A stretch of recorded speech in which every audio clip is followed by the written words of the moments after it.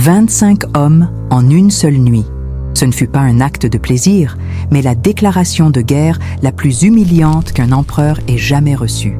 Ce que les livres d'histoire ont décrit comme le sommet de la débauche d'une impératrice était en réalité le rituel de destruction le plus orchestré et le plus spectaculaire de la Rome antique. Dans les coulisses du pouvoir, pendant que l'empereur Claude guerroyait en Bretagne, une bataille bien plus insidieuse se jouait dans sa propre chambre. Il ne s'agissait pas d'une simple trahison, mais d'une compétition publique, un défi lancé à la plus célèbre prostituée de la ville, conçu pour exposer la corruption d'un système qui utilisait le corps des femmes comme monnaie d'échange. La vérité, dissimulée dans les écrits de Pline l'Ancien et censurée pendant des siècles, révèle comment l'impératrice Messaline a transformé sa propre sexualité en une arme de guerre psychologique. Elle ne défiait pas seulement une rivale, elle défiait l'Empire romain lui-même, utilisant le seul pouvoir qu'il ne pouvait lui confisquer pour démasquer l'hypocrisie de leurs maris, pères et généraux. Ce qui s'est produit durant ces 24 heures de compétition ne fut pas qu'un simple scandale. Ce fut le mécanisme secret qui a amorcé la chute d'une dynastie. Avant de dévoiler l'intégralité de ce complot impérial, si ces secrets d'alcôve vous fascinent, rejoignez notre cercle de passionnés, montrez votre soutien avec un pouce levé et pour ne manquer aucune révélation, abonnez-vous à notre chaîne. J'aime savoir d'où vient notre communauté. Dites-moi dans les commentaires depuis quelle ville ou quel pays vous nous écoutez. Suggérez également quelle reine, impératrice ou favorite au destin exceptionnel vous aimeriez voir dans nos prochains épisodes. Votre curiosité est notre plus précieuse boussole. Pour saisir la démesure de cet acte, il faut se transporter à Rome, au cœur du 1er siècle de notre ère. Nous sommes sous le règne de l'empereur Claude, au sein d'un empire romain au sommet de sa puissance, mais rongé par les complots et la paranoïa de la dynastie julio-claudienne. C'est une société de contradictions extrêmes. D'un côté, un pouvoir patriarcal absolu où l'impératrice, épouse de l'homme le plus puissant du monde, se doit d'être un parangon de vertu et de fidélité. De l'autre, un monde où la prostitution est une institution légale, encadrée et taxée par l'État. C'est dans ce décor d'hypocrisie institutionnalisée que le drame se noue. L'élément déclencheur crucial est l'absence de l'empereur lui-même, parti en campagne militaire pour conquérir la Bretagne. Ce vide au sommet du pouvoir crée une brèche inespérée, une fenêtre d'opportunité stratégique que Messaline va exploiter avec une audace inimaginable. Son geste n'est pas celui d'une femme en quête de plaisir, mais un acte politique calculé, posé au moment précis où la surveillance masculine s'est relâchée. Dans cette arène romaine vidée de son maître, 3 acteurs principaux se détachent, dont les destins vont s'entremêler dans un drame sans précédent.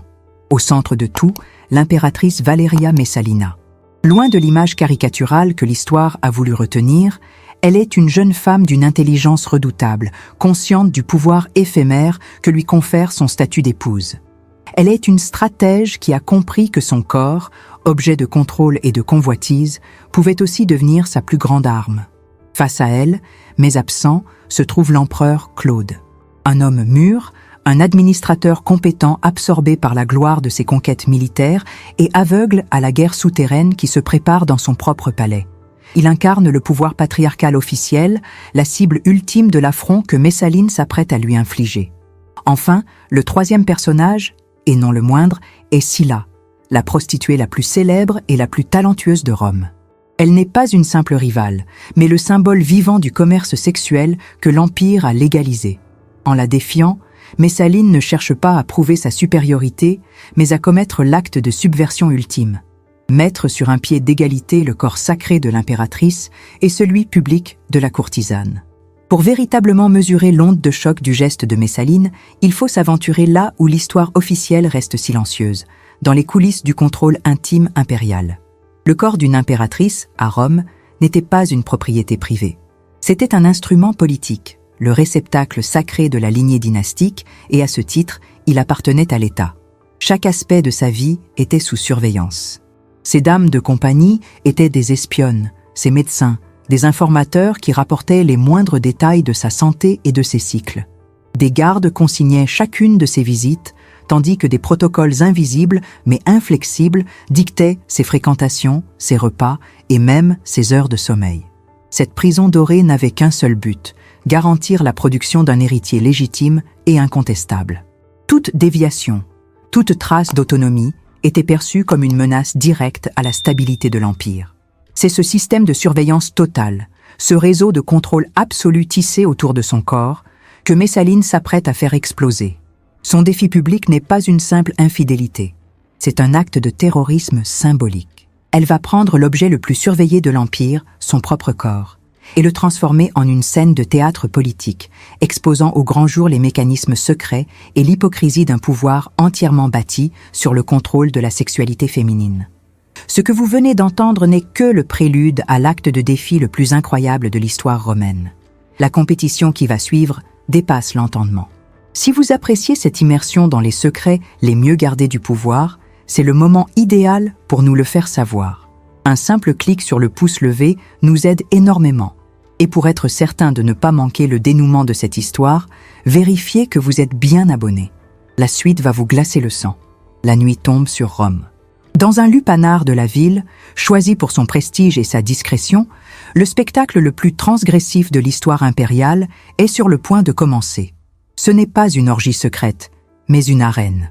D'un côté, Scylla, la courtisane la plus aguerrie de la capitale, maîtresse de son art.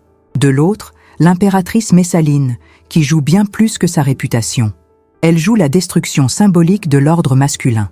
Selon le témoignage stupéfiant que l'historien Pline l'Ancien a osé consigner dans son Histoire naturelle, le défi est lancé publiquement.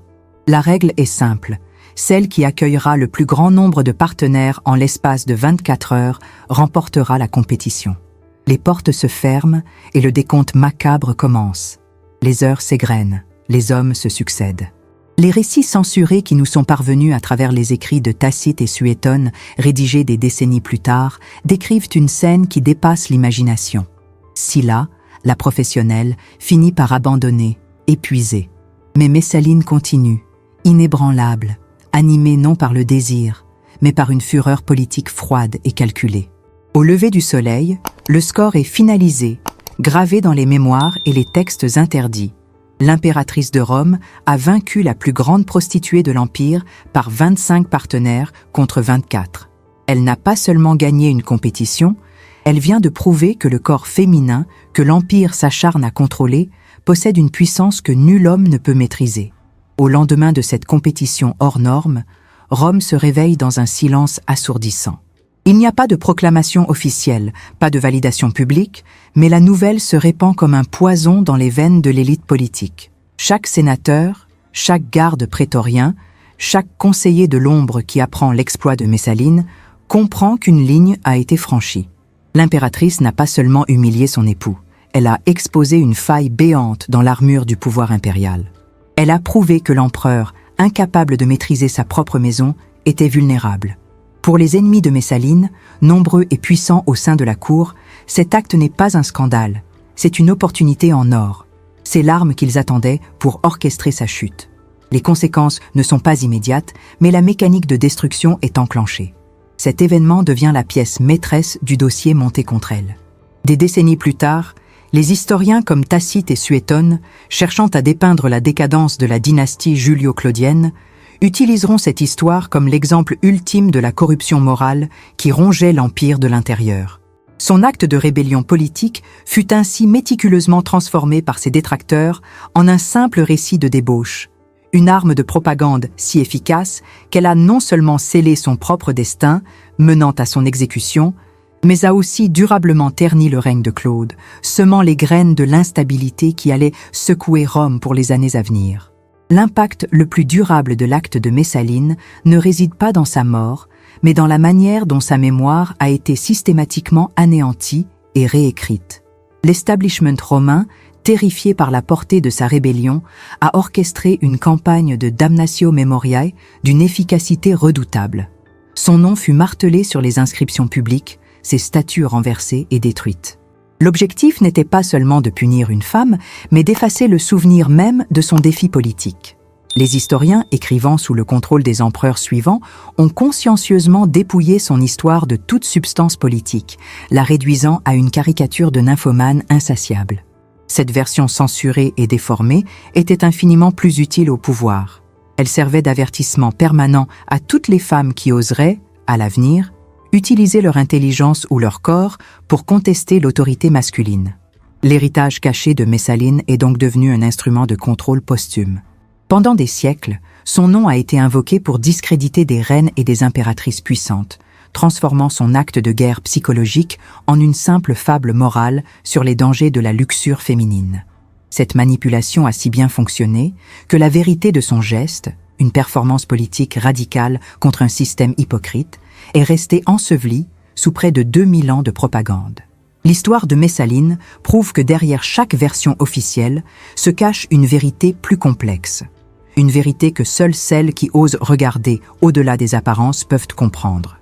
Ces femmes de pouvoir, dont les destins ont été manipulés et leurs voix étouffées, nous rappellent la force et l'intelligence nécessaires pour survivre dans un monde qui cherche constamment à nous contrôler. Leurs histoires ne sont pas de simples récits du passé. Elles sont le miroir de combats intemporels. Si cette quête de vérité vous anime, si vous désirez faire partie de celles qui connaissent les secrets que l'histoire a voulu nous cacher, alors votre place est parmi nous. Abonnez-vous pour continuer ce voyage dans les alcôves les plus secrètes du pouvoir. Laissez un pouce levé pour que ces récits oubliés retrouvent la lumière. Et surtout, partagez dans les commentaires le nom de la prochaine figure historique dont vous souhaitez que nous révélions les secrets interdits.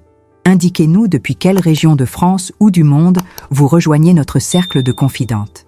Ensemble, continuons à déterrer les vérités que nos ancêtres ont emportées dans leur tombe.